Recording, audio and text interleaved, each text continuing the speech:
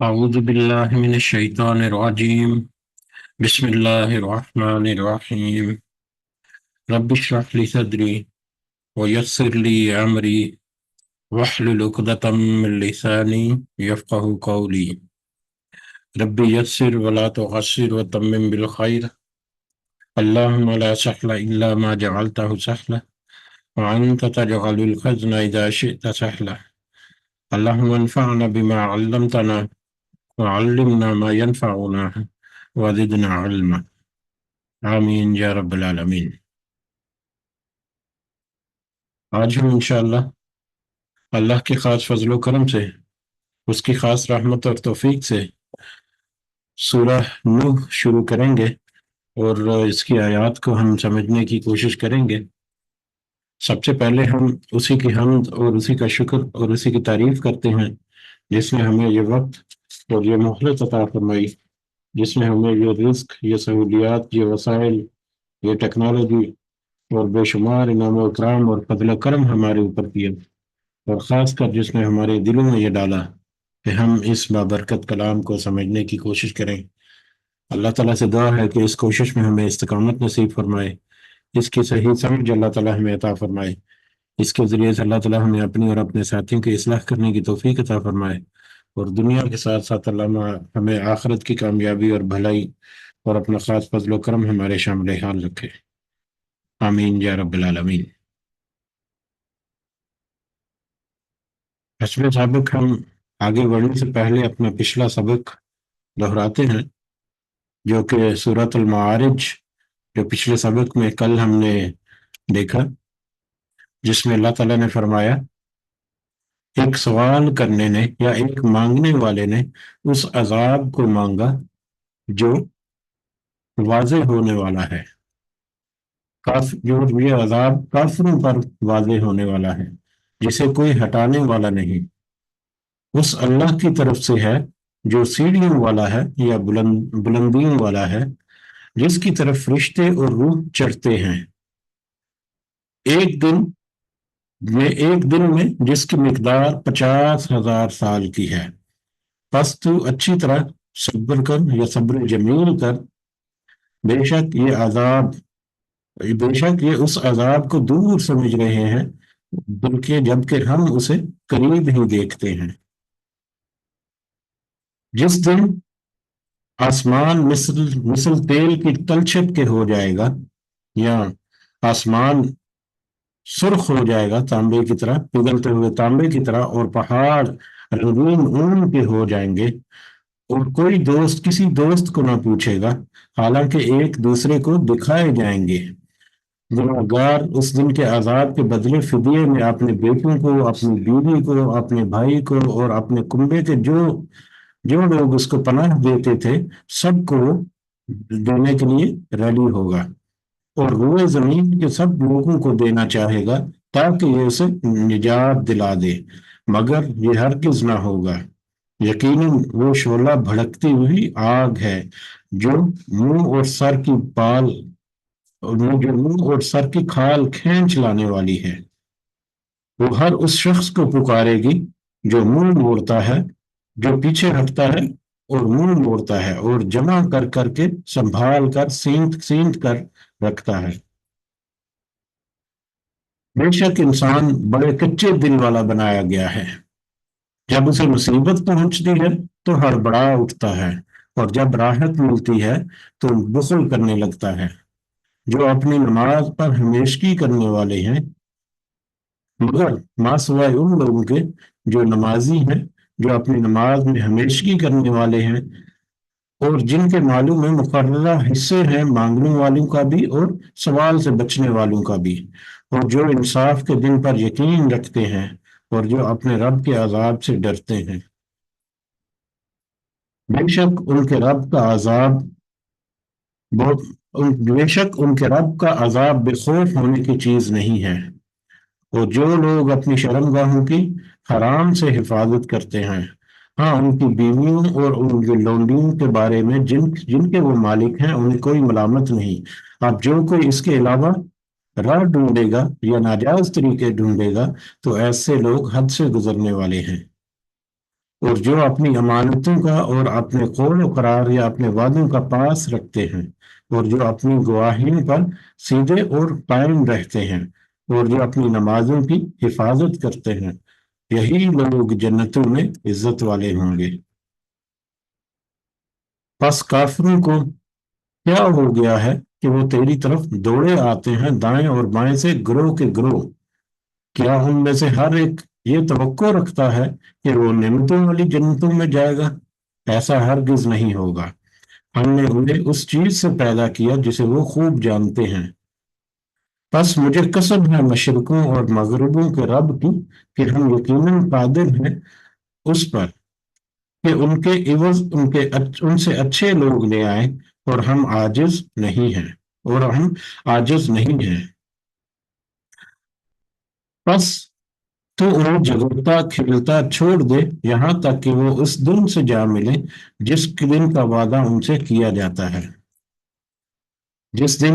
یہ قبروں میں دوڑتے ہوئے نکلیں گے، گویا کہ وہ کسی جگہ کی طرف تیز تیز جا رہے ہیں۔ ان کی آنکھیں جھکی ہوئی ہوں گی اور ان پر ذلت چھا رہی ہوگی۔ یہ ہے وہ دن جس کا ان سے وعدہ کیا جاتا ہے۔ پھر ہمارا کل کا سبق جو ہے وہ اپنے معنی اور مفہوم کے اعتبار سے بہت اہم تھا، اور اس میں خاص ایک نقطہ جو ہم نے نوٹ کیا کہ انسان کو اللہ تعالیٰ نے کہا کہ انسان کو کچھ کچے دل کے ساتھ، کچھ کمزوریوں کے ساتھ، کمزور دل کے ساتھ پیدا کیا، لیکن جو اس کمزوری سے وہ کمزوری کون سی تھی جس کا تذکرہ ہوا کہ جب ان کے اوپر مصیبت آتی ہے تو وہ بے صبری کرنے لگ جاتے ہیں،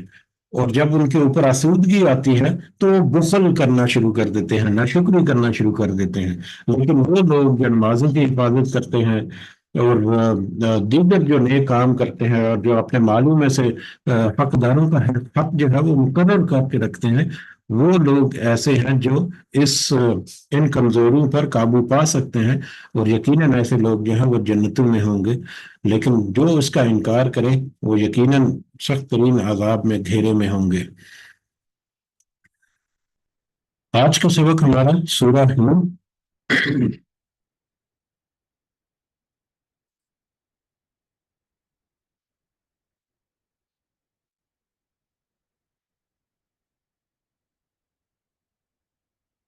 بلکہ آج کے سبق صرف آج کا ہمارا سبق ہے سورہ نوح، جو کہ ایک مکی سورہ ہے۔ قرآن مجید میں جو مصحف ہے، یہ جو مصحف ہے یا یہ قرآن مجید کی صورتوں کی ترتیب کے اعتبار سے یہ 71 نمبر 71 نمبر کی سورہ مبارکہ ہے، جبکہ ترتیب نزولی کے اعتبار سے بھی اس کا نمبر 71 71 نمبر ہے۔ اس میں 28 آیات ہیں اور 2 رکوع ہیں۔ 28 آیات اور 2 رکوعات پر مشتمل مکی سورہ سورہ نوح۔ نوح اسی سورہ مبارکہ میں پہلی ہی آیت میں حضرت نوح علیہ السلام کا نام جو ہے وہ ان کا لیا گیا، اور یہ پوری سورہ مبارکہ جو ہے وہ حضرت نوح علیہ السلام کے بارے میں ہمیں بہت ساری معلومات جو ہے وہ فراہم کرتی ہے۔ اسی مناسبت سے اس کا نام جو ہے وہ نوح رکھا گیا۔ اس کا زمانہ نزول کے اعتبار سے اگر ہم دیکھیں تو یہ بھی مکہ معظمہ کے شروع کے دور میں نبوت کے اعلان نبوت کے بعد چند ہی سالوں کے اندر یہ سورہ مبارکہ جو ہے وہ نازل ہوئی، کہیں کہ 3 4 5 سال نبوی کے اندر، جبکہ مخالفت جو ہے وہ بھی بڑھ چکی اور اسلام کا پیغام جو ہے وہ بھی واضح ہوتا چلا جا رہا ہے۔ تو اس کے بیچوں بیچ اس میں اسی کے حالات و واقعات کے مطابق، اور یہ سورہ جو ہے اس کے مضامین جو ہے اس کو اگر ہم سامنے رکھیں تو ہمیں یہ پتہ چلتا ہے کہ یہ در حقیقت ان کافروں سے خطاب ہے، یا ان کافروں کے لیے جو کہ مختلف طرح کے ہتھ کنڈے استعمال کر کے اس دین کی مخالفت کرتے ہیں، نبی کریم صلی اللہ علیہ وسلم کی تکذیب کرتے ہیں، ان کی باتوں کی طرف توجہ نہیں دیتے، اور اللہ کا انکار کرتے ہیں، توحید جو ہے اس کی طرف نہیں آتے۔ تو یہ ان کافروں کے لیے ایک بہت بڑا ایک ان کے لیے کہ جیسے تم لوگ کرتے ہو، تم اکیلے نہیں، تم سے پہلے تمہارے آباء و اجداد میں سے حضرت نوح علیہ السلام کی قوم جو ہے، انہوں نے بھی بالکل اسی طرح سے، جس طرح سے تمہارا رویہ تھا، انہوں نے بھی ایسا ہی رویہ اختیار کیا، لیکن ان کا انجام دیکھو کہ کیسا ہوا۔ تو ان کا رویہ جو ہے، حضرت نوح علیہ السلام، قوم نوح جو ہے، ان کے رویوں کا تذکرہ یہاں پر بہت ڈیٹیل میں ملے گا ہمیں، جو کہ بہت حد تک ملتا جلتا ان کافروں سے، مشرکوں سے، مکہ کے، جو کہ نبی کریم صلی اللہ علیہ وسلم کی تکذیب جو ہے وہ کرتے ہیں۔ اسی طرح سے یہ پھر وہ نبی کریم صلی اللہ علیہ وسلم کے لیے بھی ایک تسلی یا ان کی دل جمی کے لیے کہ پچھلی سورہ مبارکہ میں ان سے کہا گیا نبی کریم صلی اللہ علیہ وسلم سے کہ آپ صبر جمیل اختیار کریں، یعنی بے مثال صبر جو ہے وہ آپ اختیار کریں۔ تو صبر کے لیے یہاں پر کہ حضرت نوح علیہ السلام کی طرح کہ انہوں نے بھی ایک لمبے عرصے تک اپنی قوم کی تبلیغ کی، اپنی قوم کو اللہ کی نصیحت اور اللہ کی وارننگ جو ہے دیتے رہے، لیکن ان کی قوم نے بھی اسی طرح سے ہٹ درمی اور انکار کا رویہ جو ہے وہ جاری و ساری رکھا۔ تو اس اعتبار سے بھی ہے۔ اور ایک اور جو اہم جو پوائنٹس جو اس سورہ مبارکہ میں بنتے ہیں، ایک اس کا جو تائمانہ جائزہ جسے کہتے ہیں، ایک کمپلیٹ اوور ویو سورہ مبارکہ کے اگر ہم کریں، تو پھر اس میں ہمیں دیکھتے ہیں کہ جو اسلام کی طرف بلانے والے لوگ ہیں، جو ادعائی قسم کے لوگ ہیں، جو دعوت اسلام کا کام کرتے ہیں، ان کے لیے اس میں بہت ساری رہنمائیاں ہیں، بہترین مطلب انداز سے ان کی تربیت کرنے کے لیے کہہ لیں۔ اور خاص کر اس تربیت میں جو ایک صبر کا ایلیمنٹ ہے کہ جب آپ نے اللہ کی راہ میں تبلیغ کے لیے نکلنا ہے، اللہ کے پیغام کو پھیلانے کے لیے نکلنا ہے، تو لوگوں کے رویے جو ہے وہ مختلف ہوں گے، وہ مختلف انداز سے آپ کی باتوں کو نظر انداز کریں گے، آپ کی مخالفت کریں گے، آپ کے اوپر جملے کسیں گے، ہو سکتا ہے کہ آپ کو دیکھ کر کنی کترانے لگ جائے اور منہ پھیر جائیں اور یہ ایسا ایسا کریں، آپ پھر اپنا تعلق جو ہے اس کو چھوڑ دیں۔ تو یہ ساری باتیں جو ہیں وہ آپ کو سہنی ہوگی، جو اس سورہ مبارکہ میں ایک اوور ویو سے ہمیں پتہ چلتا ہے۔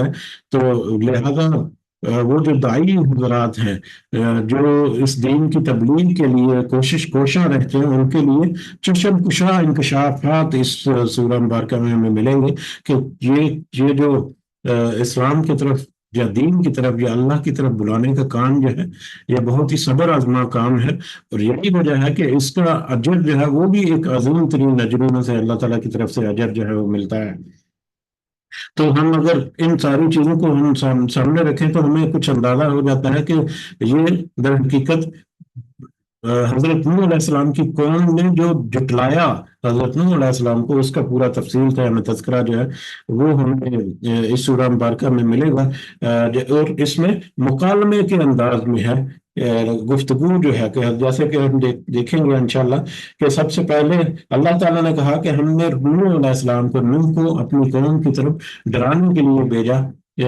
اس عذاب سے جو کہ ان کے اوپر واقع ہونے والا ہے۔ تو پھر حضرت نوح علیہ السلام نے، اللہ نے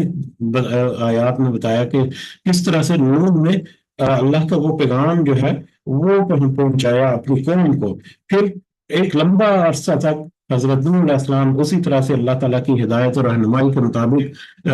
اپنی قوم کو وہ پیغام جو ہے وہ پہنچاتے رہے، لیکن ایک لمبے عرصہ گزر جانے کے باوجود کہتے ہیں کہ تقریباً 950 سال تک حضرت نوح علیہ السلام نے تبلیغ کی تھی، اللہ کا دین، اللہ کا پیغام جو ہے وہ پہنچایا تھا، کوشش کرتے رہے، لیکن اس کے باوجود بہت ہی کم، بہت ہی گنتی کے لوگ تھے جو کہ آپ نوح علیہ السلام پر ایمان لے کر آئے تھے۔ پھر ایک لمبے عرصے کے بعد، کوشش کے بعد، پھر حضرت نوح علیہ السلام نے اللہ کے حضور اپنی ایک نوٹس جو ہے وہ پیش کی، اپنی ایک یادگار یا اپنی ایک پرفارمنس رپورٹ یا اپنی ایکٹیویٹی رپورٹ جو ہے وہ اللہ کے حضور رکھی کہ کس طرح سے میں نے اس قوم کو دن رات محنت مشقت کر کے اس قوم کو میں نے ہر طرح کے حربے استعمال کر کے اس قوم کو تیری راہ کی طرف بلایا۔ وہ مختلف اقوال جو ہیں وہ ہمیں ملیں گے کہ کس طرح سے حضرت نوح علیہ السلام نے اپنی قوم کو بلایا، لیکن انہوں نے اس کی طرف توجہ نہیں دی، بلکہ پھر حضرت نوح علیہ السلام نے گلہ کیا اپنی قوم کا اللہ کے ہاں کہ اس قوم نے پھر میری بات سننے کی بجائے اپنے رئیس زادے، اپنے جو امیر کبیر لوگ جو ہیں ان کی بات توجہ سے سننی، جبکہ ان کے لوگ جو ہیں وہ تکبر کرنے والے اور خسارے کی طرف لے جانے والے تھے۔ تو پھر حضرت نوح علیہ السلام نے پھر بدعا بھی دی اس قوم کے لیے، وہ بھی ہمیں آگے جا کر ملے گا کہ جبکہ اللہ تعالیٰ نے ان کو انفارم کر دیا کہ کیونکہ اب یہ قوم جو ہے وہ نصیحت نہیں لانے والی، تو پھر حضرت نوح علیہ السلام نے بھی اس قوم کے حق میں بدعا دی، اور اپنے جو ایمان لانے والے لوگ تھے ان کے اوپر ان کے حق میں دعا بھی کی۔ تو یہ ایک اوور ویو ہے جو کہ اس سورہ مبارکہ سے ہمیں ملے گا۔ آگے جب ہم پڑھیں گے تو ایک دو پوائنٹس کے علاوہ باقی ہم دیکھیں گے کہ بہت سادے اور بہت ہی عام فہم اور بہت ہی واضح الفاظ میں یہ ساری آیات جو ہیں وہ ہمیں ملیں گی، جس کی اکثر و بیشتر جو ہے وہ مزید تشریح یا مزید اس کی ایکسپلینیشن کی ضرورت بھی ہمیں محسوس نہیں ہوگی۔ تو اسی ابتدائیے کے ساتھ یا اسی تمہید کے ساتھ ہم آج کا سبق جو ہے وہ شروع کرتے ہیں اور ان آیات کو سمجھنے کی کوشش کرتے ہیں۔ یقیناً اس میں ہماری رہنمائی کے لیے بہت ساری چیزیں، اور ہماری رہنمائی کے لیے سب سے پہلی جو اور سب سے عام جو کہ جس کو ہم کئی دفعہ اکثر دہراتے ہیں کہ جیسے جیسے یہ آیتیں ہم دیکھیں تو ہم بجائے اس کے کہ اس کو پرانی کتابوں کی کہانیوں کو طرح پڑھنے کی سمجھنے کے بجائے ہم اپنے گریبان کی طرف ضرور نظر دوڑاتے رہیں تو کیا ہمارے اندر تو کچھ ایسے معاملات نہیں جیسا کہ پچھلی قوموں میں تھا؟ اگر ہیں تو اللہ تعالیٰ ہمیں توفیق دے کہ ہم اس کو اپنی اپنے اپنے سے دور کر سکیں اور اپنے معاملات کو درست کرنے کے اللہ تعالیٰ ہمیں توفیق عطا فرمائے، آمین یا رب العالمین۔ اس کے ساتھ ہی شروع کرتے ہیں۔ اعوذ باللہ من الشیطان الرجیم، بسم اللہ الرحمن الرحیم۔ انا ارسلنا نوحا الی قومہ، ہم بلا شبہ ہم نے بھیجا نوح کو علیہ السلام اس کی قوم کی طرف، ان انذر قوم کا کہ تو ڈرا دے اپنی قوم کو، من قبل ان یاتیہم العذاب العلیم، اس سے پہلے کہ وہ دردناک عذاب ان کے پاس آ پہنچے۔ بلا شبہ اللہ تعالیٰ کہہ رہے ہیں کہ ہم نے نوح کو ان کی قوم اس کی قوم کی طرف بھیجا تاکہ وہ اس دردناک عذاب کے آنے سے پہلے ان کو ڈرا دے۔ اب حضرت نوح علیہ السلام کو عذاب سے ڈرانے کی وجہ جو ہے وہ کیا بنی؟ آگے بڑھنے سے پہلے ہم یاد دہانی کے طور پر دیکھ لیتے ہیں کہ حضرت نوح علیہ السلام کی قوم میں بگاڑ آ چکے تھے۔ حضرت نوح علیہ السلام سے پہلے بھی کچھ جو لوگ ہیں یا کچھ رسول یا کچھ جو ہے ان کے بارے میں ہمیں تذکرہ ملتا ہے، جیسا کہ حضرت شعیب علیہ السلام حضرت ادریس علیہ السلام کے بارے میں گمان کیا جاتا ہے کہ وہ حضرت نوح علیہ السلام سے پہلے کے جو انبیاء تھے ان میں ان کا نام شامل ہے۔ اسی طرح سے کچھ اور بھی حضرت شیٹس کے نام سے بھی کچھ بہرحال، لیکن وہ انبیاء جو تھے وہ تھے ان کی معاشرتی جو معاملات تھے ان کی درستگی کے لیے یا ان کے ان میں ان کی اصلاح کرنے کے لیے کہہ لیں کہ معاشرتی برائیاں جیسے کہ نوعیت میں کمی، حقوق العباد اور وغیرہ جو معاشرے میں دوسرے طرح کے معاملات، کاروبار میں واللہ عالم، لیکن اس طرح کے معاشرتی معاملات میں رہنمائی کے لیے اللہ تعالیٰ کی طرف سے وقتاً فوقتاً کچھ جو اللہ تعالیٰ کی طرف سے مبعوث کیے گئے جو ان کو اللہ کی راہ کی طرف بلاتے تھے۔ اب حضرت نوح علیہ السلام کی قوم جو ہے انہوں نے کیا کیا، اپنے ان بزرگوں کو، اپنے ان نیک لوگوں کو جو ان سے پہلے گزر چکے تھے ان کی یاد کو تازہ رکھنے کے لیے یا ان کی یاد کو اپنے ذہنوں میں رکھنے کے لیے مختلف طریقہ کے حربے جو ہے وہ استعمال کیے، جو ہمیں احادیث میں بھی اس سے پہلے بھی تذکرہ ہو چکا ہے، اور کچھ آیات جو ہیں وہ بھی ہمیں اس طرف اشارہ کرتی ہیں کہ انہوں نے اپنے جو اولیاء تھے، اپنے جو بزرگ تھے، اپنے جو پرانے گزرے ہوئے جو نیک لوگ تھے ان کو یاد رکھنے کے لیے ان کی یاد میں یا تو ان کی قبروں کے اوپر انہوں نے مطلب مجاور بن کر بیٹھ گئے ان کی یاد کو ہمیشہ رکھنے کے لیے، اور پھر زیادہ اہم چیز کہ انہوں نے ان کی ان کی شبیہ جو ہے، ان کی تصویریں جو ہے وہ بنانی شروع کی، کہ ان تصویروں کو دیکھ کر ہمیں یہ ان کا چہرہ یا ان کی جو ذات اقدس ہے وہ ہمارے سامنے جو ہے وہ آتی ہے، جس کی وجہ سے ہم زیادہ فوکسڈ انداز میں ان کو مطلب عبادت کر سکتے ہیں، یا جس کی وجہ سے ہم زیادہ فوکس ہوتے ہیں کہ کس طرح سے ہمارے یہ ولی یا ہمارے یہ بزرگ جو ہیں وہ اللہ کی خدمت میں معمور رہے، اللہ کی خدمت کرتے رہے، ہم بھی اسی طرح سے خدمت کریں۔ تو یعنی شروعات جو ہے وہ اس طرح سے ہوئی کہ اپنے ذہن کو فوکس کرنے کے لیے اپنے پرانے جو نیک لوگ تھے ان کے کردار اور ان کے اعمال کی طرف، تو جب ہم دیکھیں گے ان کے چہروں کو ان تصویروں میں، تو ہمیں ان کی یاد تازہ ہوگی، اور ان کے پھر کام جو ہے یا ان کے کردار جو ہے وہ بھی ہمیں تازہ ہو جائیں گے۔ لیکن وہی بات جو ہے وہ بعد میں بڑھتی بڑھتی تصویروں سے آگے بڑھ کر وہ پوری فارم میں کہہ لیں کہ ان کے جو بت وغیرہ جو ہے وہ تراشنے شروع ہو گئے، اور پھر آہستہ آہستہ شیطان جو ہے وہ ان کے اوپر اور زیادہ گہرائی میں بڑھتا چلا گیا، لے کر چلتا چلا گیا، اور پھر بالکل ان کی عبادت شروع میں تو صرف ان کی طرف توجہ مرکوز کرنے کے لیے، بعد میں ان کی عبادت کی طرف وہ پلٹ آئے، اور اس طرح سے شرک کا جو ایک معاملہ جو ہے وہ یہاں پر مطلب پنپ پایا، جس کی وجہ سے پھر حضرت نوح علیہ السلام کے بارے میں کہا جاتا ہے کہ سب سے پہلے رسول جو ہے جن کو شرک کے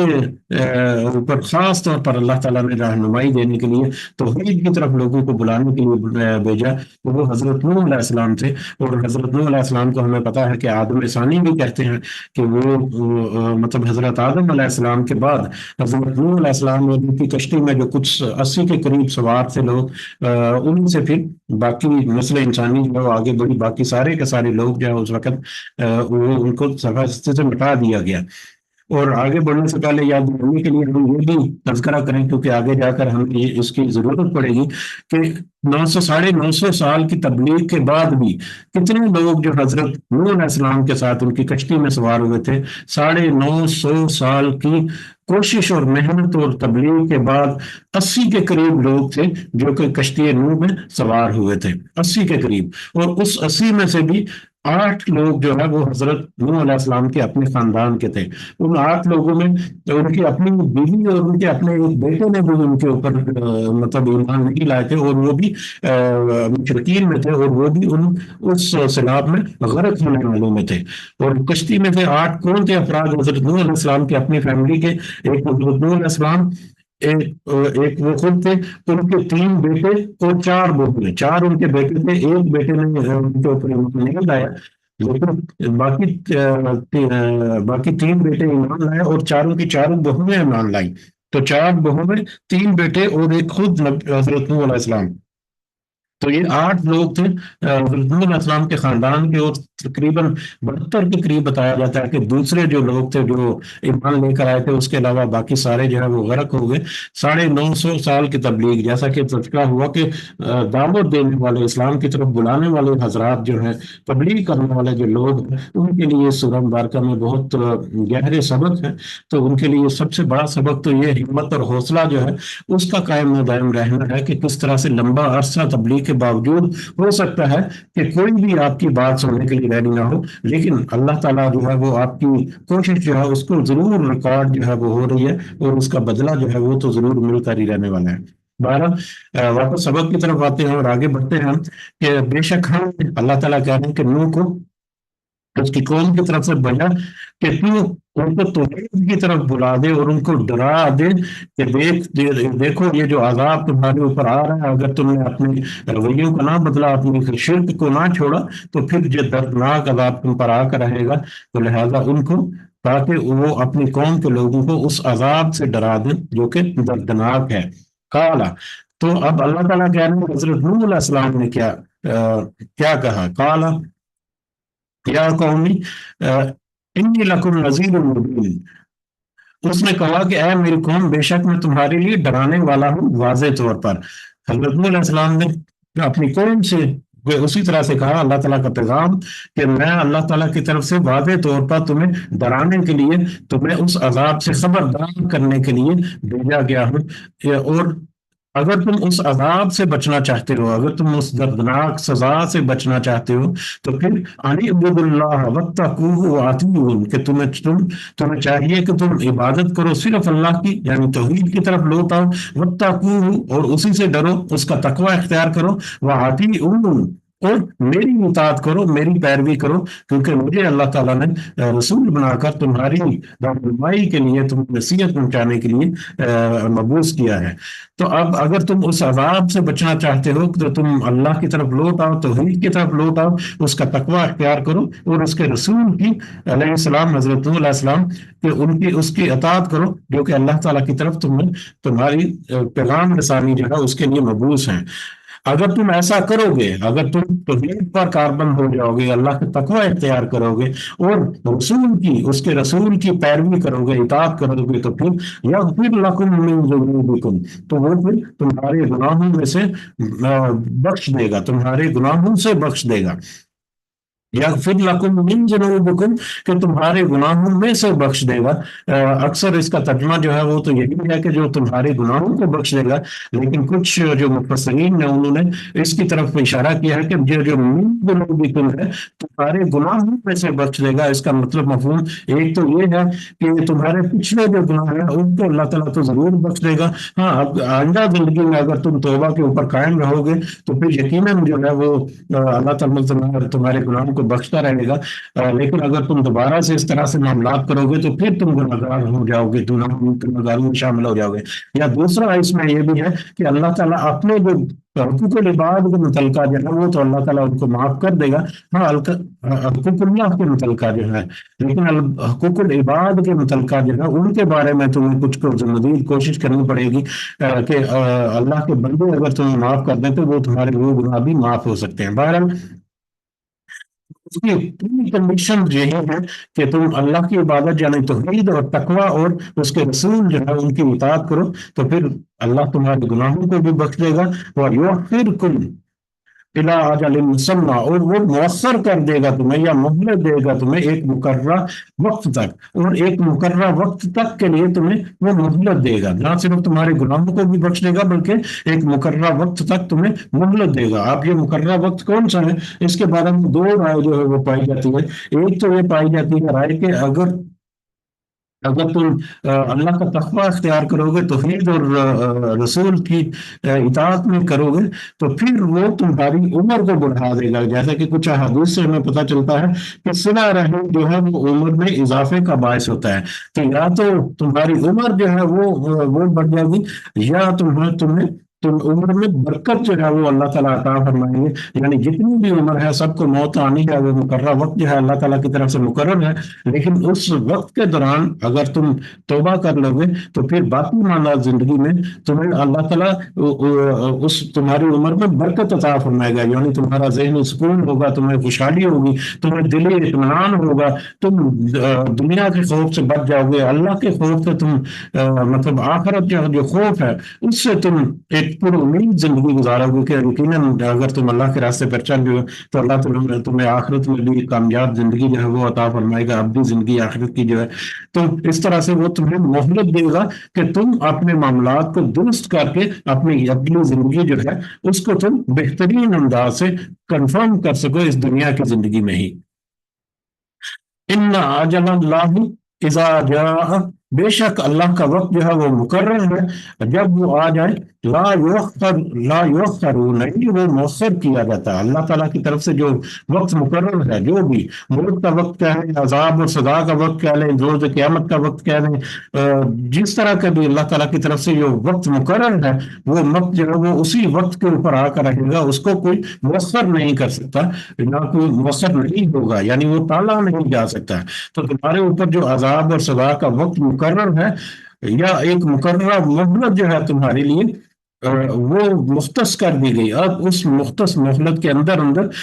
تم اپنی اصلاح کر لو تو یہی تمہارے لیے بہتر ہے، کیونکہ اس مہلت میں پھر فردر کوئی ایکسٹینشن تمہیں نہیں ملے گی، فردر اس میں کوئی اضافہ نہیں ہوگا، کمی بھی نہیں ہوگی، نہ ہی اس کو مؤخر کیا جا سکتا ہے اور نہ ہی اس کو اس سے پہلے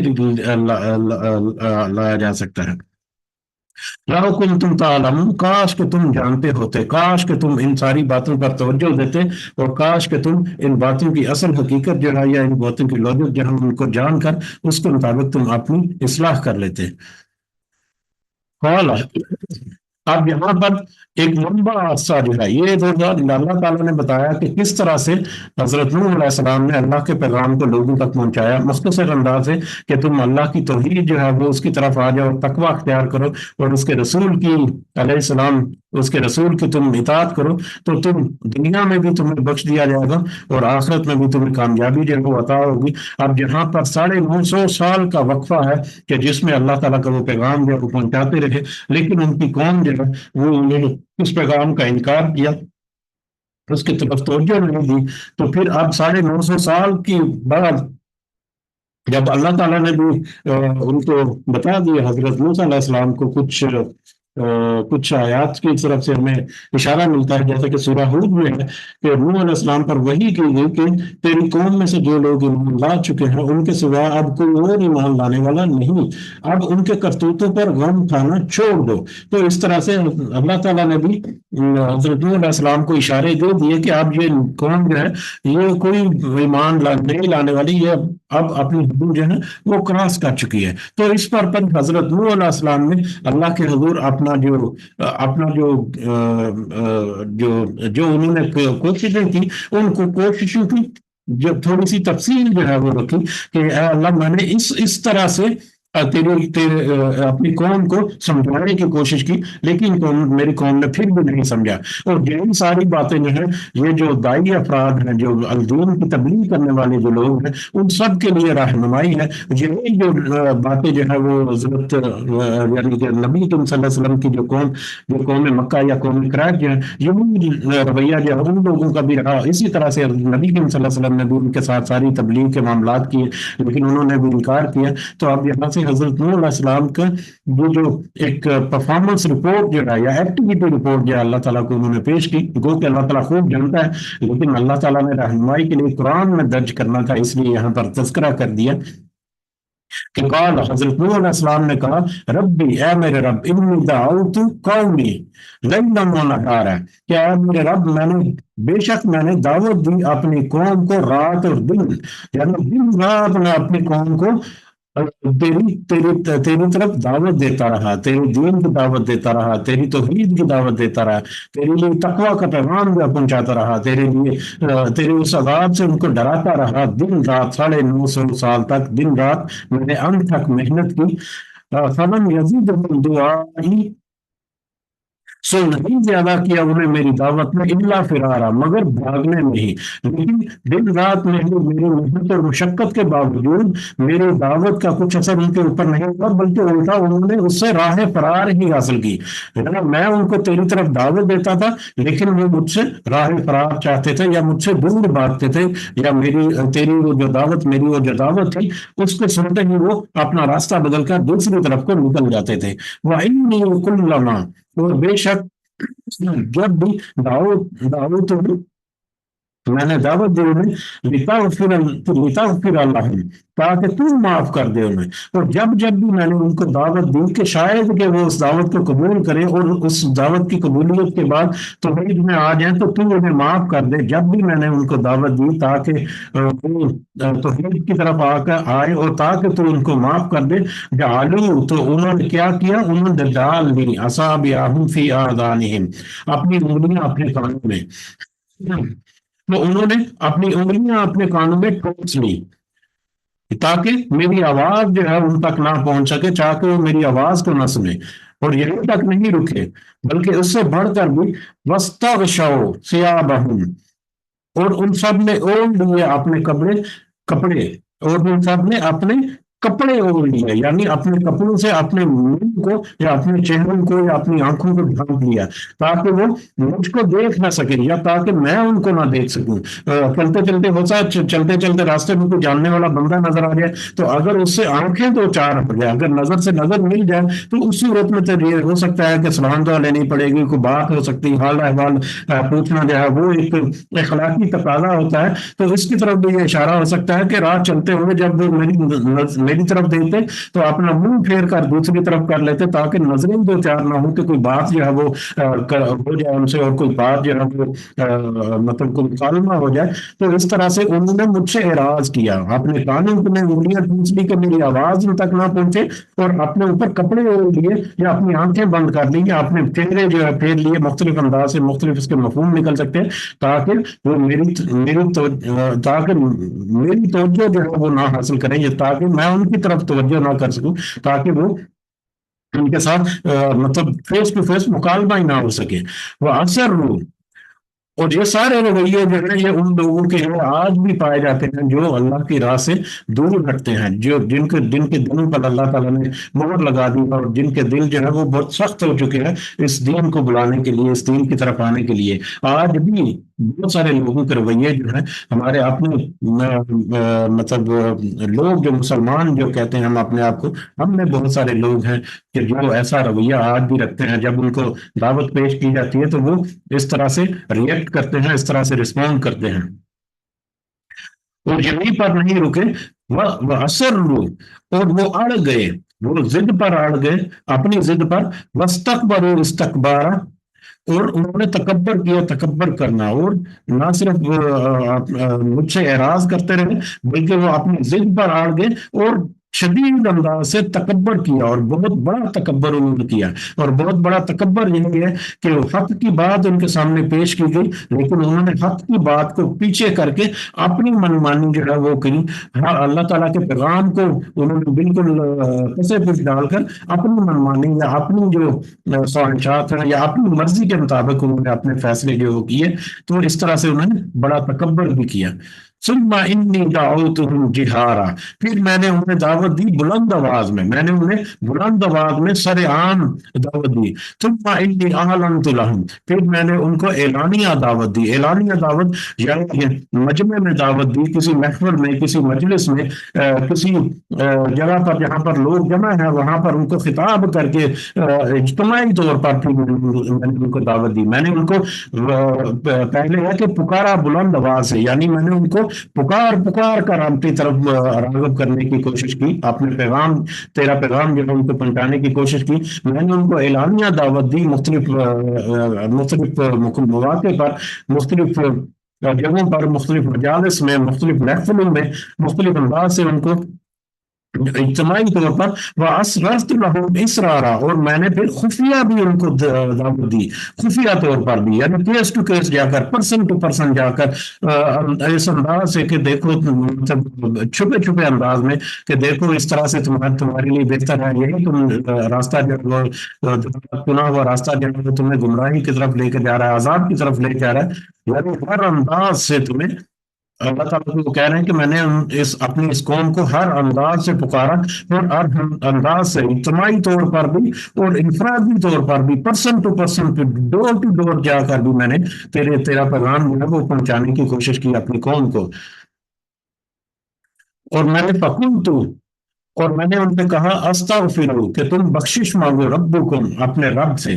اور میں نے ان سے کہا کہ تم اپنے رب سے بخشش مانگو، انہ کان غفارا، کہ بے شک تمہارا رب جو ہے تمہیں بخشنے والا ہے۔ اور ان کو سمجھانے کی کوشش کی میں نے کہ تم اپنے رب سے بخشش طلب کرو، کہ بے شک اگر تم توبہ کرو گے اور اللہ کے حضور اپنا استغفار پیش کرو گے تو یقیناً اللہ تعالیٰ تمہارے گناہوں کو بخش دے گا۔ اور ان کو یعنی لائف ٹائم آفر بھی دی، اور بڑی بڑی آفر دی کہ جو بھی تم کر چکے ہو اللہ تعالیٰ تمہاری ساری خطائیں معاف کر دے گا، تم صرف توحید کی طرف آ جاؤ، تقوی اختیار کر لو اور میری اطاعت جو ہے وہ قبول کر لو، اللہ تعالیٰ تمہیں ضرور بخش دے گا۔ یہاں تک کہ ان کو کھلے طور پر آفر دی، لیکن اس کے باوجود وہ ہر درمی پر اڑے رہے۔ بہرحال میں نے ان سے کہا کہ تم بخشش مانگو تو اپنے رب سے، تو بے شک وہ تمہیں بخشنے والا بھی ہے۔ یرسل السماء، اور اگر تم بخشش مانگو گے، اگر تم اپنے رب سے بخشش مانگو گے تو بے شک وہ بخشنے والا بھی ہے، وہ تمہیں بخش بھی دے گا، اور نہ صرف تمہیں وہ بخش دے گا، تمہیں معاف کر دے گا، بلکہ یرسل السماء علیکم مدرارا، وہ بھیجے گا آسمان سے بارش تم پر موسلا دار، وہ تم پر موسلا دار بارش بھیجے گا۔ یہ موسلا دار بارش جو ہے ایک معنی مفہوم تو بارش کا اکسل بھی ہو سکتا ہے، کہ جیسا کہ بارش جب برسنے سے ہریالی آتی ہے ہے اور زمین کے اوپر ایک ایک زندگی جو ہے وہ رواں دواں ہوتی ہے، جو زمین کے اوپر جو وسائل ہیں وہ پنپتے ہیں، کس طرح سے خوراک کا انتظام اور دیگر معاملات جو ہیں وہ سارے کے سارے بہت اہم رول ہے تو خوشحالی کی طرف۔ اور دوسرا یہ ہے کہ آسمان سے اللہ تعالیٰ کی طرف سے نعمتوں کی بارش ہوگی، یا تو بارش کا ایک سال بھی مطلب ہو سکتا ہے، یا دوسری طرح کے اللہ تعالیٰ کی طرف سے انعامات جو ہے، اللہ تعالیٰ تمہیں آسمان سے انعامات کی بارش کر دے گا تمہارے اوپر۔ وَيُمْدِدْكُمْ، اور یہاں تک نہیں رکے گا، وَيُمْدِدْكُمْ بِأَمْوَالٍ وَبَنِينَ، اور وہ مدد کرے گا تمہاری مالوں سے اور تمہارے اور بیٹوں سے، یعنی تمہارے معلوم میں اور تمہارے اولاد میں تمہیں آسودگی عطا فرمائے گا۔ وَيَجْعَلْ لَكُمْ جَنَّاتٍ، اور وہ تمہیں جنت عطا فرمائے گا، یعنی جو یہ تو جہاں تک تو ہے دنیا کا، کہ وہ تمہیں تمہارے اوپر آسمان سے نعمتیں جو ہے نعمتوں کی بارش کر دے گا، اور تمہیں معلوم اور بے اولاد کے ذریعے سے، بیٹوں کے ذریعے سے تمہاری آسودگی تمہیں عطا فرمائے گا دنیا میں۔ لکم جنات، اور آخرت میں بھی وہ جنت جو ہے وہ تمہارے لیے عطا کرے گا تمہیں۔ وَيَجْعَلْ لَكُمْ أَنْهَارًا، اور تمہیں نہریں عطا فرمائے گا، یعنی جنتوں والی نہریں جو ہیں وہ بھی آخرت میں عطا فرمائے گا۔ اب یہ آیات جو ہے، یہ دو تین آیات جو ہے، آیت نمبر 10 سے لے کر 12 تک، 10 11 12، یہ تین آیات جو ہے یہ بہت اہم پیغام ہے، اور آج کا ہمارا جو عام سبق ہے اس میں یہ ہمارے لیے بہترین بڑا ایک اہم اس میں راز یہ پوشیدہ ہے۔ اگر ان آیات کو ہم دوبارہ سے سمجھ کر کے دیکھیں کہ اگر تم اپنے رب سے بخشش طلب کرو گے، بخشش مانگو گے، اپنے اللہ سے اگر تم استغفار کرو گے تو وہ تمہارے گناہوں کو بخش دے گا، نمبر 1۔ نمبر 2، وہ تمہیں آسمان سے تمہارے اوپر نعمتوں کی بارش کرے گا۔ نمبر 3، وہ تمہیں مالوں سے مدد کرے گا۔ نمبر 4، تمہارے بیٹوں میں، تمہارے خاندان میں بھی وہ آسودگی عطا فرمائے گا۔ اور نمبر 5، وہ تمہیں آخرت میں بھی جنت اور نہروں والے بے پرسکون ٹھکانے جو ہے وہ آخرت میں بھی تمہیں عطا فرمائے گا۔ اور اگر اس کو مزید ہم شارٹ کریں کہ اگر تم بخشش طلب کرو گے اللہ تعالیٰ سے تو وہ تمہارے گناہوں کو بھی بخش دے گا، تمہاری زندگی میں بھی ہر طرح کی تمہیں آسودگی عطا فرمائے گا، اور آخرت میں بھی تمہیں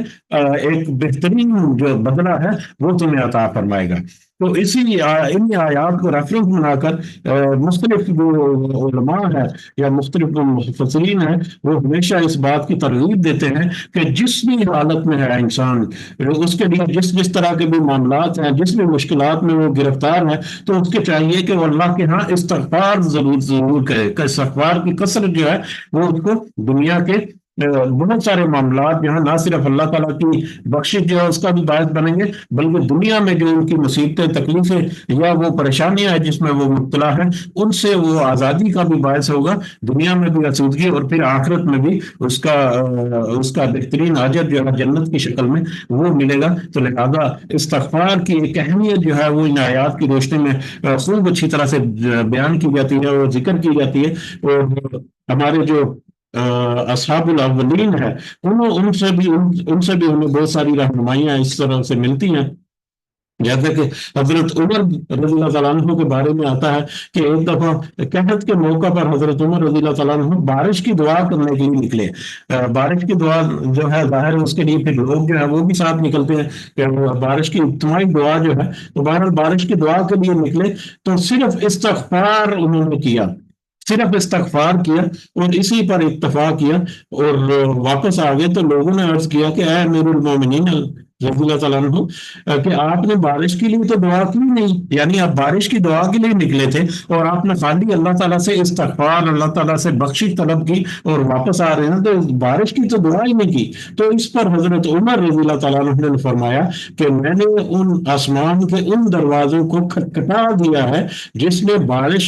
جہاں سے بارش نازل ہوتی ہے، اور اس پر بھی انہوں نے حضرت عمر نے سورہ نوح کی یہ آیات جو ہیں وہ بھی لوگوں کو سنائی، یعنی اس بات پر حضرت عمر علیہ السلام نے سورہ نوح کی یہ آیات کوٹ کرتے ہوئے اپنے جو لوگ ہیں اس وقت اپنے صحابہ تھے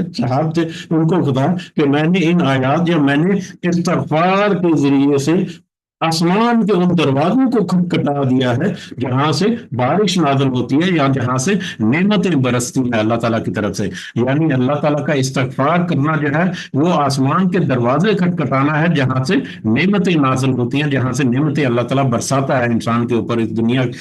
کے جو لوگ ہیں ان کے اوپر. تو استغفار جو ہے وہ انتہائی اہم ہے ہماری زندگی میں. ہمیں چاہیے کہ ہم استغفار کو اپنی زندگی میں زیادہ سے زیادہ لے کے رہیں. اسی طرح سے حضرت حسن بصری جو ہے ان کی مجلس کے بارے میں کہا جاتا ہے، تو ان کے پاس مختلف طرح کے لوگ جو ہے وہ مختلف طرح کی اپنی ضروریات یا اپنی حاجات جو ہے وہ لے کر آتے دعا کرنے کے لیے، کہ ایک شخص نے خشکسالی سے بچنے کے لیے دعا کی کہ خشکسالی ہے تو اس کے لیے دعا کریں. انہوں نے کہا کہ استغفار کے. دوسرے شخص نے کہا کہ میرا ہاتھ بڑا تنگ ہے، تنگ دستی کی شکایت کی. اسی طرح سے کسی نے اولاد کے لیے کہا، کسی نے زمین کی پیداوار کم ہونے کے لیے، یا اسی طرح سے مختلف جو ان کے مسائل اور مشکلات یا مختلف جو معاملات تھے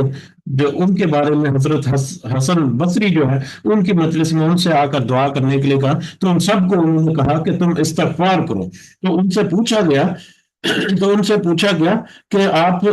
ہر مرض کا یا ہر جو معاملہ ہے اس کا جواب جو ہے وہ استغفار کی شکل میں ان کو واپس لوٹا رہے ہیں. تو ان پر حضرت حسن بصری جو ہے انہوں نے بھی یہی آیات جو ہے وہ کوٹ کر دی سورہ نوح کی. تو اس سے ہمیں اندازہ ہوتا ہے کہ یہ آیات جو ہے یا یہ پیغام جو ہے کہ اللہ کا استغفار جو ہے وہ دنیا میں نہ صرف اللہ تعالیٰ کی مغفرت، اللہ تعالیٰ کی بخشش جو ہے اس کو حاصل کرنے کا باعث بنتا ہے، بلکہ دنیا کی آسودگی ڈیفینیٹلی اس صورت میں ملے گی جب دنیا کی جو مصیبتیں یا مشکلیں جو ہیں وہ چھٹ جائیں. تو یعنی دنیا کی مشکلیں جو ہیں وہ بھی چھٹ جائیں گی، بلکہ وہ دنیا کی مشکلیں چھٹ کر الٹا وہ آسانیوں کی طرف وہ کنورٹ ہو جائیں گی، اور پھر آخرت میں بھی اللہ تعالیٰ جو ہے بہترین بدلہ جو ہے وہ عطا فرمائے گا. اللہ تعالیٰ سے دعا ہے کہ اللہ تعالیٰ ہمیں زیادہ سے زیادہ استغفار کرنے کی توفیق عطا فرمائے. ہمیں چاہیے کہ ہم اپنی زندگی میں مختلف معاملات میں اپنے صبح شام کے اذکار میں یا جہاں پر بھی ممکن ہو استغفار کو ہم ضرور اپنائیں. اور استغفار جو ہے وہ صرف منہ زبانی کلامی الفاظ نہیں ہے استغفر اللہ وغیرہ مختلف کلمات ادا کر کے، بلکہ ان کے اندر گہری ایک سوچ اور گہرائی جو ہے وہ بھی ذہن میں ہونی چاہیے کہ اس کے ذریعے سے اللہ تعالیٰ سے میں کیا مانگ رہا ہوں اور اللہ تعالیٰ سے میں کیا توقع کر رہا ہوں. اور یقیناً جب امید کے ساتھ اللہ تعالیٰ سے یہ دعا کی جاتی ہے کوئی بھی، تو یقیناً اللہ تعالیٰ اس کا پھر کسی نہ کسی طرح سے ریٹرن جو ہے وہ بھی کرتا ہے، اور استغفار کا ریٹرن تو ضرور اللہ تعالیٰ ہمیں کرے گا. بہرحال واپس اپنے سبق کی طرف آتے ہیں. آیت نمبر 13 پر آگے ہم مَا لَكُمْ لَا تَرْجُونَ لِلَّهِ وَقَارًا. کیا تم کو نہیں کہ تم اعتقاد رکھتے ہو اللہ کی عظمت کا؟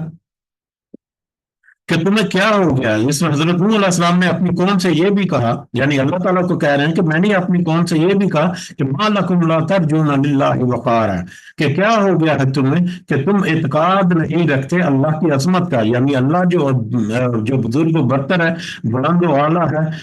جس نے تمہیں پوری کائنات جو ہے وہ اس کو تخلیق کیا، تم اس کی عظمت کا اظہار نہیں کرتے، اس کے شایان شان تم اس کو عزت اور وقار اور اس کی جو تعظیم جو ہے وہ کیوں نہیں کرتے، جبکہ اس کے برعکس وقد خلقکم اطوارا، حالانکہ یقیناً اس نے تمہیں پیدا کیا مختلف حالتوں میں. حالانکہ تم اس کو خوب اچھی طرح سے جانتے ہو کہ اس نے تمہیں کس طرح سے مختلف حالتوں میں پیدا کیا. جیسے کہ پچھلی سورہ مبارکہ میں تھا کہ وہ مشرکین کے بارے میں کہ وہ خوب اچھی طرح سے جانتے ہیں کہ اللہ نے ان کو کس طرح سے پیدا کیا. تو یہاں پر بھی یہ ہے کہ حالانکہ اس نے تمہیں پیدا کیا مختلف حالتوں میں، تم جانتے ہو کہ تم کس طرح سے اس مقام پر پہنچے ہو. اب یہ مختلف حالتیں جب مختلف ہو سکتے ہیں. انسان جب ماں کے پیٹ میں جب وہ بچہ بن کر دنیا میں آتا ہے اس کی مختلف حالتیں بھی ہو سکتی ہیں، کہ پانی کا ایک بے قدر نطفہ جو تھا اس سے پھر مختلف شکلیں بدلتا ایک بچہ جو ہے اس صورت میں اس دنیا کے اوپر وہ نمودار ہو گیا یا ظاہر ہو گیا، یا اپنے بچپن سے لے کر اس کی جوانی اور بڑھاپے تک مختلف جو اس کے ادوار ہیں کہ جس میں اس کی زندگی کی حفاظت اللہ تعالیٰ نے کی، اس کو رزق دیا، اس کو طاقت اور توانائی ملی، اس کو علم ملا کہ وہ اپنی طاقت میں بھی بڑا، اپنے علم میں اضافہ کیا، نوجوانی میں پہنچا، بہترین اس کو مال نفع جو ہے سارا کچھ حاصل کیا، تو اپنی زندگی اپنی زندگی کے اوپر نظر دوڑاؤ تو تمہیں مختلف تمہاری زندگی کے ادوار جو ہیں وہ تمہیں نظر آئیں گے، جو کہ سارے کے سارے اس اللہ کے مرحوم منت ہے کہ اللہ تعالیٰ نے اس کو سارا کچھ تمہیں عطا کیا، حالانکہ یقیناً اس نے تمہیں پیدا کیا مختلف حالتوں میں، اس کے باوجود تم اس کی عظمت جو ہے اس کی تعظیم نہیں کرتے، اس کی عظمت کا اقرار نہیں کرتے، تمہیں کیا ہو گیا ہے؟ الم ترى کیف خلق اللہ، ذرا آسمان کی طرف بھی تو نظر اٹھا کر دیکھو کہ کس طرح سے اللہ نے پیدا کیے، سب سماوات انتباہ کا، اوپر طرح 7 آسمان، اپنے جسم یا اپنی ذات کے اوپر توجہ دو تو تمہیں اللہ کی نشانی نظر آئے گی، آسمانوں کی طرف ذرا نگاہ اٹھا کر دیکھو کہ کیسے آسمان جو ہے تمہارے اوپر کھڑا ہے بغیر ستونوں کے، اور اسی طرح سے 7 آسمان طے بر طے اللہ تعالیٰ نے کس طرح سے تخلیق کر دیے، اللہ تعالیٰ کی قدرت اور اللہ تعالیٰ کی وسعت سلطنت جو ہے اس کی طرف ایک اشارہ ہے۔ وَجَعَلَ الْقَمَرَ فِيهِنَّ نُورًا، اور پھر چاند جو اس نے بنایا نور، یعنی یہ چمکتا ہوا چاند، یہ روشن چاند جس کو تم دیکھتے ہو ہر مہینے، اور اس کے ذریعے سے پھر کیلنڈر جو بنتے ہیں، رات کے وقت میں تمہیں ستارے آسمان پر نظر آتے ہیں، اس کے ذریعے سے تم راستے بھی تلاش کرتے ہو، تو یہ چاند جو ہے یہ جو آسمان پر یہ چمکتا ہوا تمہیں نظر آ رہا ہے، اور اس کی طرف ذرا توجہ دو کہ یہ کیسے بنا، یہ کیسے اپنی جگہ پر قائم ہے، یہ کیسے گھٹتا بڑھتا ہے ایک ترتیب کے ساتھ۔ تو وجعل الشمس سراجا، اور اسی نے بنایا سورج کو چراغ، اور اسی طرح اس نے سورج کی طرف بھی ذرا توجہ دو کہ اس نے سورج کو تمہارے لیے روشنی اور حرارت کا ذریعہ بنا دیا کہ اس سے تم دنیا کے اوپر، زمین کے اوپر نہ صرف روشنی حاصل کرتے ہو بلکہ حرارت بھی حاصل کرتے ہو، جس کے ذریعے سے زمین کے نظامات جو ہے وہ تمہیں چلتے ہیں۔ زمین کے اوپر روشنی کا جو ایک مطلب اہمیت ہے اس کو بھی کئی دفعہ ہم پہلے تذکرہ کر چکے ہیں، تو کس طرح اہم ہے سورج کی روشنی ہماری زمین کے لیے، اس طرح سے کس طرح سے اس سے انرجی ریسورسز جو آج کل تم حاصل کر رہے ہو۔ تو ذرا آسمان کی طرف نگاہ اٹھا کر دیکھو اور سورج اور چاند کی طرف دیکھو جن کو اللہ تعالیٰ نے بنایا، جو کہ اللہ تعالیٰ کی عظمت اور اللہ تعالیٰ کی جو قدرت ہے اس کی طرف تمہیں اشارہ کرتے ہیں۔ تو کیا ہو گیا کہ تم اللہ کی عظمت جو ہے اس کو تم قبول نہیں کرتے، یا اللہ کی اس طرح سے تعظیم نہیں کرتے جس کا تمہیں حقدار ہے، جس کا اللہ حقدار ہے۔ واللہ انبتکم من الارض نباتا، اور اللہ نے اگایا تمہیں زمین سے خاص انداز میں اگانا، اور اللہ نے تمہیں زمین سے اس طرح سے اگایا جس طرح سے نباتات اگتی ہیں، جس طرح سے پودے اگتے ہیں۔ کئی دفعہ پہلے تذکرہ ہو چکا ہے کہ آسمان جو ہے، انسان جو ہے اس کا زمین سے نمودار ہونا ایگزیکٹلی سیم اسی طرح ہے جیسے کہ پودے ہیں، صرف اس کی ایک کہنے کہ اس کے انداز میں فرق ہے، لیکن ٹیکنیکلی ہر چیز وہی ہے۔ ایک تو یہ اشارہ ملتا ہے کہ حضرت آدم علیہ السلام کو مٹی سے پیدا کیا اسی زمین، اور پھر اس سے پھر نسل انسانی بڑھا دی، لیکن یہاں پر ہے کہ انسان کو زمین سے اگاتا ہے، تو انسان کو زمین سے اگانا۔ دوسرا یہ ہے کہ جس طرح سے پودا جو ہے وہ اپنا بیج جوڑ کر اس صفحہ ہستی سے غائب ہو جاتا ہے، اور وہ بیج جو واپس مٹی میں بویا جاتا ہے تو ایک نیا پودا جو ہے وہ نکل آتا ہے، اسی طرح سے انسان جو ہے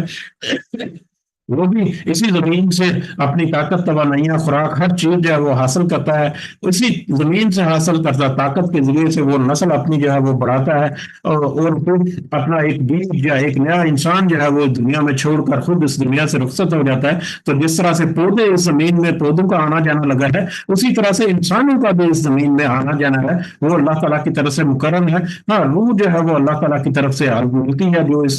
اس مادی جسم میں اللہ تعالیٰ ڈال دیتا ہے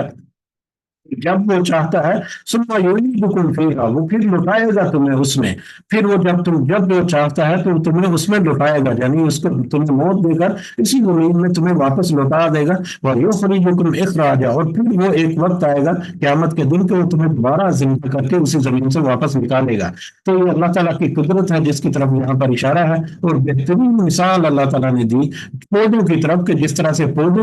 اگتے اور اپنی فصل کے بعد پھر وہ واپس چلے جاتے ہیں، فصل خاص کر اسی طرح سے انسان جو ہے اس کا آنا جانا اس دنیا میں لگا ہوا ہے، لیکن یہ آنا جانا جو یہ آتی ہے مستقل طور پر، ایک دفعہ پھر وہ تمہیں زمین سے نکالے گا اسی طرح سے، اور جس طرح اس نے پہلے نکالا اسی طرح سے وہ پوری قدرت رکھتا ہے کہ دوبارہ بھی تمہیں وہاں سے نکالے۔ تو یہ سارا کچھ جو ہے حضرت نوح علیہ السلام نے اپنی قوم کو بتایا یہ حضرت نوح علیہ السلام نے رپورٹ جو پیش کر رہے ہیں اللہ تعالیٰ کو، اس کی طرف یہ اشارہ کہ میں نے تو ان کو اس طرح سے سمجھایا، سمجھانے کی کوشش کی۔ واللہ جعل لکم الارض بساطا، اور دیکھو کہ اللہ نے بنایا تمہارے لیے زمین کو بچھونا، کہ دیکھو زمین کے اوپر ذرا توجہ دو کہ کس طرح سے زمین کو اللہ تعالیٰ نے تمہارے لیے رہنے کے قابل بنا دیا، ایک پرسکون انداز سے یہاں پر زندگی گزار سکتے ہو، جس کا ٹیمپریچر تمہیں یہاں پر رہنے کی اجازت دیتا ہے، جس کا ماحول جو ہے وہ تمہیں اجازت دیتا ہے، لِتَسْلُكُوا مِنْهَا سُبُلًا فِجَاجًا، تاکہ تم سب چلو پھرو اس سے کھلے راستوں پر، تاکہ نہ صرف تم زمین کے پر رہو کرو، بلکہ چلو پھرو ادھر ادھر، آمد و رفت وغیرہ، تمہارے رزق وغیرہ کے معاملات میں، تمہارے معاشرتی معاملات میں، سارے معاملات جو ہیں، تو یعنی زمین کے اوپر زمین کے اوپر انسان کا ٹہرنا، اور زمین کے اوپر انسان کے لیے مختلف طرح کی جو اللہ تعالیٰ نے نعمتیں رکھی، ان کی طرف اشارہ ہے کہ کس طرح سے اللہ تعالیٰ نے تمہیں زمین پر یہ سارا کچھ دیا ہے۔ تو ذرا ان ساری چیزوں کی طرف توجہ دو، ساری ان چیزوں کی طرف جو توجہ دو، تو تمہیں اللہ کی توحید جو ہے وہ تمہیں نظر آئے گی۔ تو لہذا تمہیں چاہیے کہ اللہ کی توحید جو ہے اس کو قبول کر کے تم اس کی طرف لوٹ آؤ۔ لیکن اس کے باوجود یہاں پر پھر ایک وقفہ آ گیا کہ یہاں پر یعنی کہ حضرت نوح علیہ السلام کا جو رپورٹ تھی اللہ تعالیٰ کو، وہ مکمل ہوئی کہ میں نے تو تیرا پیغام جو ہے اے اللہ، کس طرح سے میں نے تیرا پیغام جو ہے ان لوگوں تک پہنچا دیا، لیکن اس کے باوجود انہوں نے میری نہیں مانی۔ تو اب اس کے بعد جو ہے حضرت نوح علیہ السلام کا ہے، قال نوح ربی، تو نوح نے کہا کہ اے میرے رب، انہم عصونی، بے شک انہوں نے نافرمانی کی میری، واتبعوا من لم یزدہ مالہ، اور انہوں نے پیروی کی اس کی جس نے زیادہ کیا اس کے مال و والدہ اور اس کے اولاد میں، مگر الا خسارہ، مگر خسارہ۔ انہوں نے میری تو نافرمانی کی، مگر ان لوگوں کی پیروی کی یا اس کی پیروی کی جس کے پاس مال اور اولاد تھا، اور اس مال اور اولاد کی وجہ سے وہ اس نے ان کو خسارے میں ڈال دیا، یا وہ خسارے میں تھا، یا کہہ لو کہ رسول صلی اللہ علیہ وسلم جو کہ تمہیں ایک آخرت کا فائدہ جو ہے اس کی طرف بلا رہا ہے، انہوں نے اس رسول کی، حضرت نوح علیہ السلام کی طرف، یعنی کہ اس رسول کی پیروی نافرمانی کی، بلکہ اس کے برعکس انہوں نے اس شخص کی فرمان برداری کی، اس شخص کی پیروی کی جس کے مال اور اولاد کی وجہ سے وہ خود خسارے میں پڑا ہوا تھا، یعنی کہ وہ خود خسارے میں پڑا ہوا تھا آخرت کے اعتبار سے، تو وہ ان کی پیروی کیسے کرتا فائدے کے لیے؟ خسارے والے شخص کی انہوں نے پیروی کی ایک فائدے والے شخص کو یا فائدے والے رسول کو چھوڑ کر، وہ مکرن کبارا، اور انہوں نے چال چلی، اور یہ خسارے والے جو لوگ تھے، وہ جو مالدار لوگ تھے، اس سے پہلے تذکرہ ہو چکا کئی دفعہ کہ جو اثر و رسوخ رکھنے والے جو لوگ، مالدار طرح کے جو لوگ ہیں، وہ ایسے لوگ جو ہیں ان کا بڑا اثر ہوتا ہے مطلب دوسرے چھوٹے لوگوں کے اوپر، تو وہ کوئی بڑا فیصلہ جب کرنا ہوتا ہے یا بڑا کوئی معاملہ جو ہے اس کے اوپر کوئی ڈیسیجن لینا ہوتا ہے، تو وہ ایسے بڑے بڑے جو لوگ ہیں وی آئی پی طرح کے، ان کی طرف توجہ دیتے ہیں کہ یہ جانتے ہیں، یہ ایسی چیزوں کو خوب اچھی طرح سے پرکھ سکتے ہیں، تو یہ جو فیصلہ کریں گے اس کے مطابق ہم بھی مطلب اپنا فیصلہ جو ہے وہ کر لیں گے، تو لہذا بڑے اثر انداز ہوتے ہیں وہ چھوٹے لوگوں کے فیصلوں کے اوپر۔ تو اب وہ جو بڑے لوگ جو ہیں ان کی انہوں نے پیروی کی، اور ان بڑے لوگوں نے چال چلی، بڑی بڑی چالیں، یعنی ان بڑے لوگوں نے میرے خلاف، اب یہ گلا کر رہے ہیں اپنی قوم سے، قوم کے بارے میں اللہ تعالیٰ سے حضرت نوح علیہ السلام، کہ انہوں نے میری نافرمانی کی، ان لوگوں کی فرما برداری کی، پیروی کی جو کہ خود خسارے میں پڑے ہوئے اپنے مال اور اولاد کی وجہ سے، اور ان بڑے لوگوں نے، ان کے باہر لوگوں نے پھر بڑی بڑی چالیں بھی چلی میرے خلاف۔ اب حضرت نوح علیہ السلام کے خلاف بھی ان کی بہت سارے چالیں جو ہیں ان کے خلاف چلی گی، اس طرح سے نبی کریم صلی اللہ علیہ وسلم کے ساتھ چلی گئی۔ اس کی مختلف آیات جو ہیں ہمیں اس طرف اشارہ دیتی ہیں سورۃ الاعراف میں، کہ لوگ کہتے تھے کہ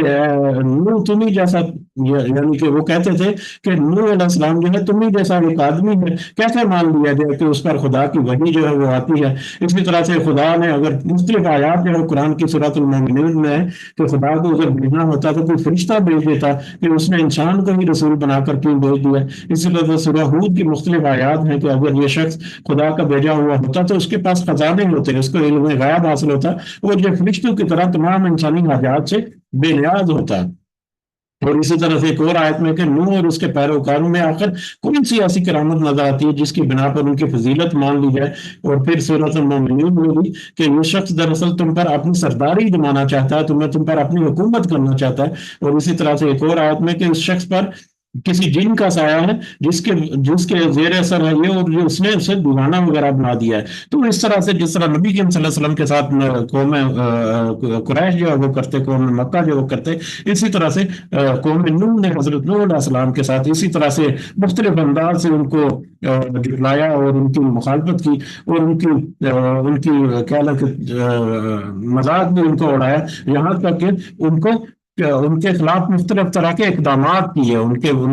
کے کام میں روڑے اٹکائے۔ تو انہوں نے بڑی بڑی چالیں چلی میرے خلاف۔ وقالوا لا تذروا آلہتکم، اور انہوں نے کہا کہ ہرگز نہ تم چھوڑا اپنے معبودوں کو، ولا تذرن ودا،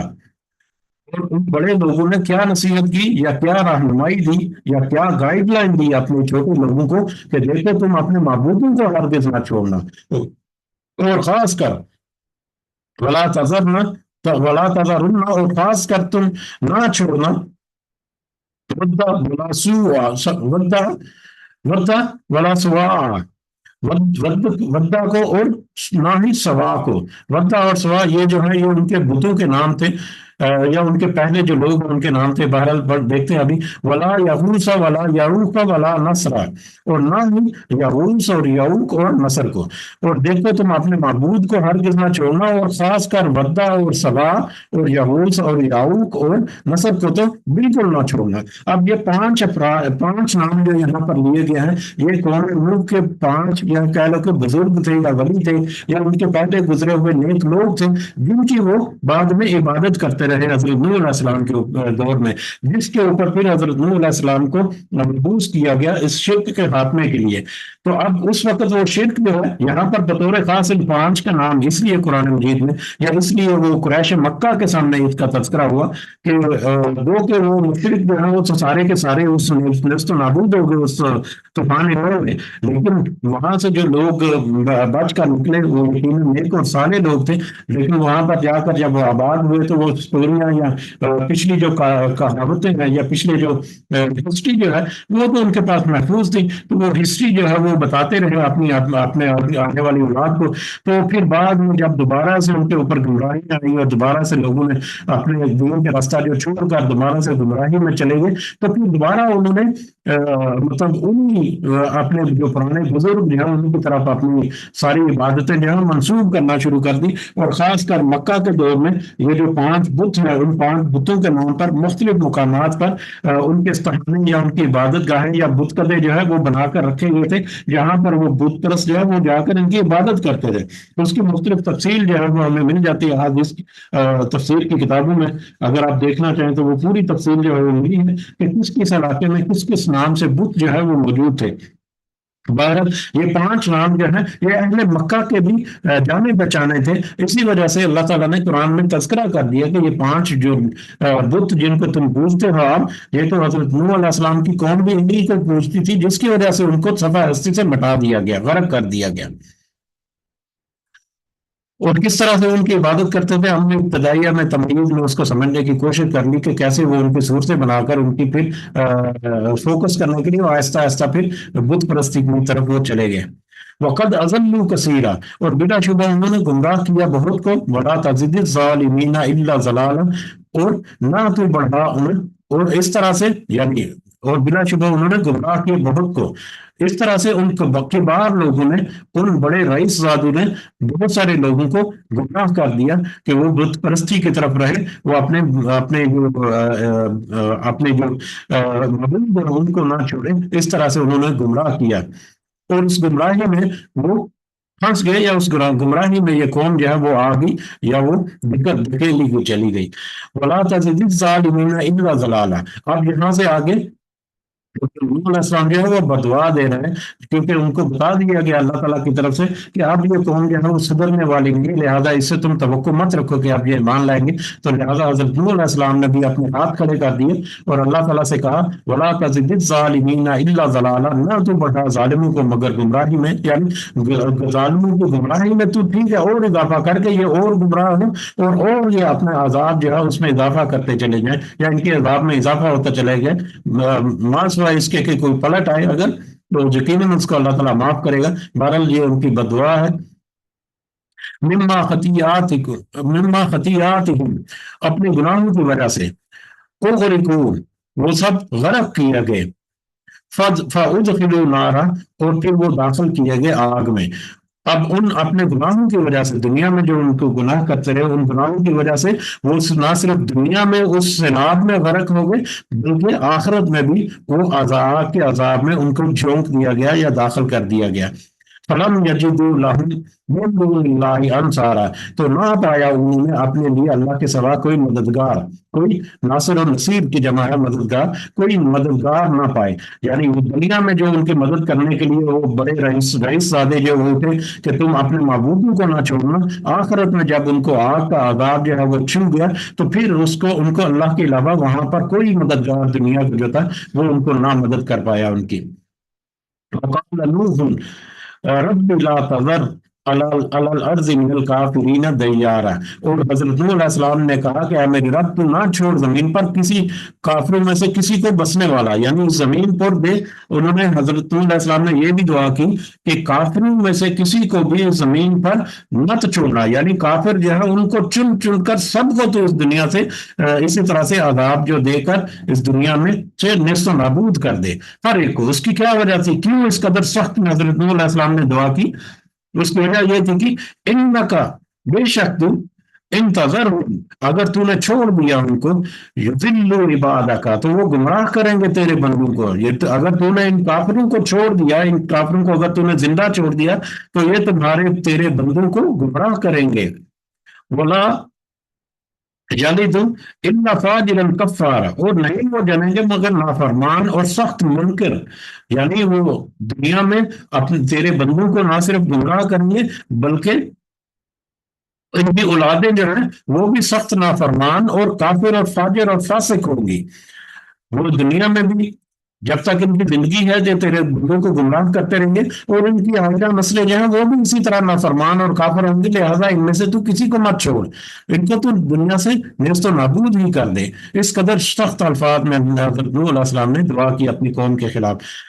رب اغفر، اور پھر اپنے خاندان کے حق میں بھی انہوں نے دعا کی، رب اغفر لی ولوالدی ولمن دخل بیتی مؤمنا، اور تو اے اللہ تو بخش دے مجھ کو اور میرے والدین کو اور جو کوئی داخل ہو میرے گھر میں یا میرے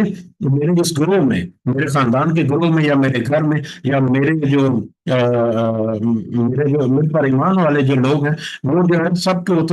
تم بخش دے۔ اور ہم نے دیکھا کہ وہ کتنے لوگ تھے، 80، جس میں سے 8 جو ہیں ان کے اپنے خاندان کے افراد بشمول خود حضرت نوح علیہ السلام، اور 72 کے قریب دوسرے لوگ جو ہیں وہ تھے، تو 80 کے قریب لوگ تھے۔ ان سب کے لیے پھر اللہ نے دعا کی کہ اے میرے رب کو بخش دے میرے والدین کو اور ان سب کو جو داخل ہو گئے میرے گھر میں یا میرے گروہ میں،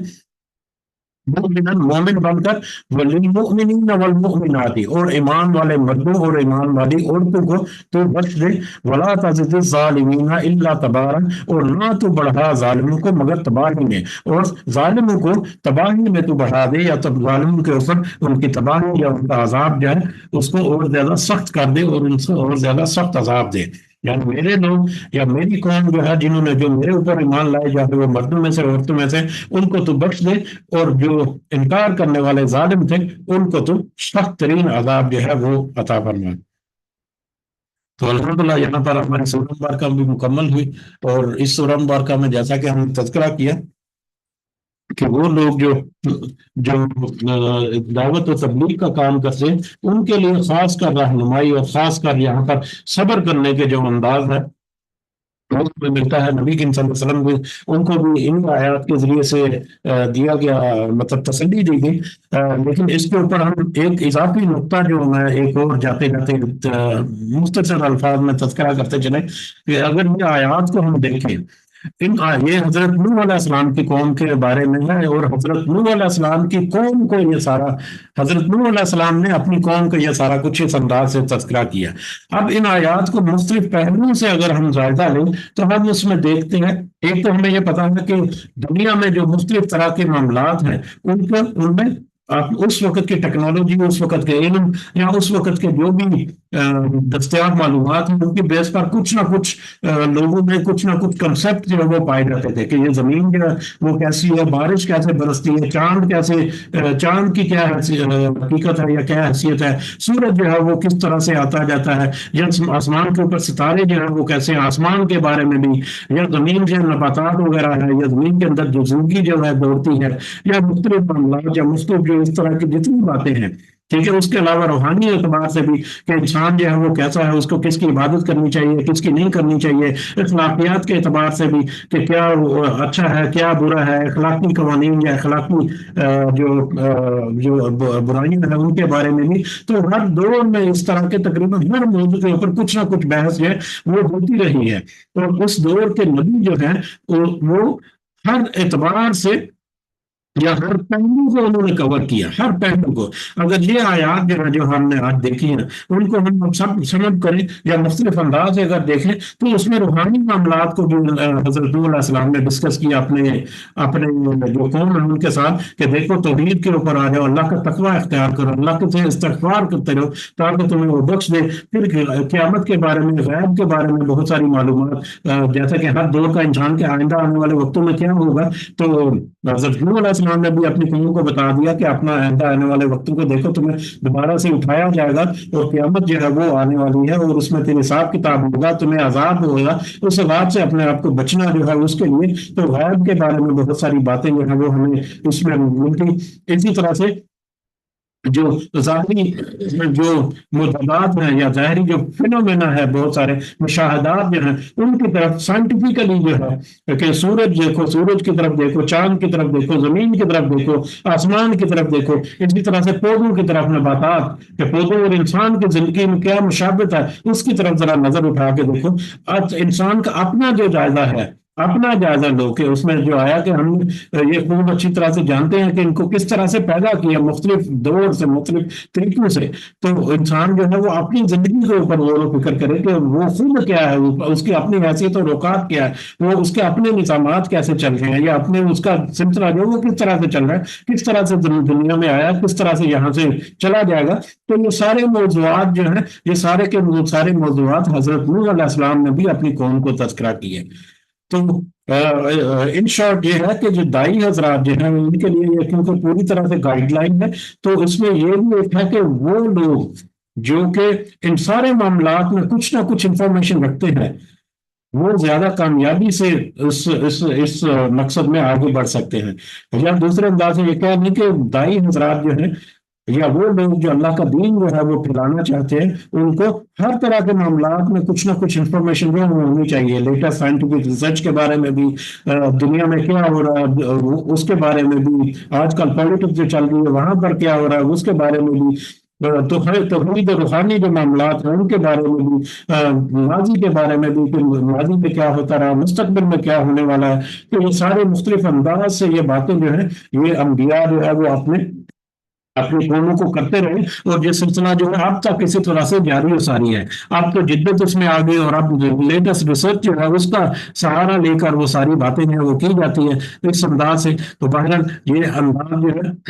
یہ اس پوری سورہ مبارکہ کو جب ہم ایک براڈ ویو سے دیکھیں، جب یہ پائرل جائزہ جو ہے اس کو دیکھیں تو ہمیں اس میں یہ سارے کے سارے پہلو نظر آتے ہیں، اور ہم دیکھتے ہیں کہ کس طرح سے حضرت نوح علیہ السلام نے اپنی قوم کو بلایا اللہ کی طرف، کس مختلف اینگل سے وہ ان کو بلاتے رہے، لیکن اس کے باوجود جس نے نافرمانی کرنی ہے وہ بس اپنی نافرمانی میں ضد پر اڑ گیا، اور پھر اس نے پھر گمراہی کا یہ رستہ اختیار کیا۔ اور پھر یقیناً ایسے لوگ جو ہیں جن کو ہر لحاظ سے ہر طرح سے ان کو فیسیلیٹیٹ کیا گیا، لیکن وہ اس فیسیلیٹیشن کو قبول نہیں کرتے، اور دنیا میں جو مطلب دنیا کے روز میں جو بسنا بخشنا چاہتے ہیں تو پھر ان کو چھوڑ دیا جاتا ہے. اسی طرح سے اللہ تعالیٰ کے نے بھی بہت ہے کہ ان کو گمراہ تو پھر وہ رسی جو ہے خود ہی چھوڑ دیتا ہے. اسی وجہ سے حضرت نوح علیہ السلام نے بھی کہا کہ 950 سال میں نے ان کے ساتھ دن رات من تک محنت کی, نہیں مانتے گا تو ٹھیک ہے ان کو گمراہی میں ایسا ڈال کہ یہ اس قدر سخت عذاب میں آئے کہ ان کو عذاب جو ہے اس کا چھٹکارا نہ ہو. دوبارہ اللہ تعالیٰ سے دعا ہے کہ اس سورہ مبارکہ میں بہت ساری ہماری نصیحت کے باتیں جو ہیں ان سے ان کو ہمیں فہم عطا کر کے اس سے ہمیں نصیحت حاصل کرنے کی اور اپنی اصلاح کرنے کی توفیق عطا فرما. آمین یا رب العالمین. وما علینا الا البلاغ المبین.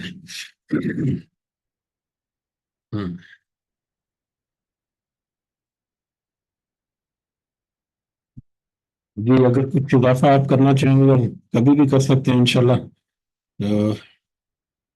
اختتام کی طرف بڑھتے ہیں. البتہ اللہ تعالیٰ ہم سب کو حامی ناصر اور ہمارے جتنے معاملات ہیں ان میں ہمیں آسانی عطا فرمائے. ہماری جتنی محنتیں اور کوششیں ہیں اللہ تعالیٰ ہمیں انہیں قبول کرے. ہمیں اللہ تعالیٰ ریاکاری سے محفوظ رکھے. اللہ تعالیٰ ہمیں دنیا میں بھی آسانی عطا فرمائے اور ان دنیا کی آسانی سے آخرت کی آسانی کمانے کی توفیق عطا فرمائے. اور ہمیں یہ توفیق دے کہ ہم جتنی اللہ تعالیٰ کی نعمتیں ہیں ان کو شکر کر سکیں, ان کا شکر ادا کر سکیں.